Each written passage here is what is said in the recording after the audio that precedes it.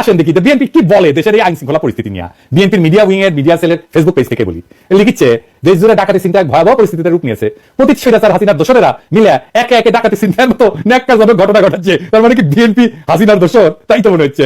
বিশেষ করে রাজধানী ঢাকাতে প্রতিদিনই কোনো না কোনো ডাকাতি আর চিন্তার ঘটনা ঘটেই চলেছে। এইসব যে ফ্যাসিস্ট হাসিনার ষড়যন্ত্রের অংশ তার প্রমাণ পাওয়া যায় আওয়ামী লীগ নেতা গাজীপুর সিটি কর্পোরেশনের সাবেক মেয়র জাহাঙ্গীর আলমের ভাইরাল হওয়া এক ভিডিও থেকে। জাহাঙ্গীর আলম আপনাকে কি দিচ্ছে? আপনার লোক জড়িত করছে নির্বাচিত সরকারের অনুপস্থিতিতে নানাভাবে দেশকে অস্থিতিশীল করার চক্রান্ত করছে প্রতীক স্বৈরাচার আওয়ামী সন্ত্রাসীরা। দেশকে স্থিতিশীল করতে নির্বাচনের বিকল্প নাই। দ্রুত সময় এটা অবাধ সৃষ্ট গ্রহণযোগ্য নির্বাচনের মাধ্যমে জনগণের সরকার দেশে স্থিতিশীলতা ফিরে আনতে সক্ষম হবে। তাই নিজেদের কর্মীদের ডাকাতি নামে দেবেন, ভালো। মানে ডাকাতদের হাতে ক্ষমতা গেলে অবশ্য ভালোই, খারাপ না।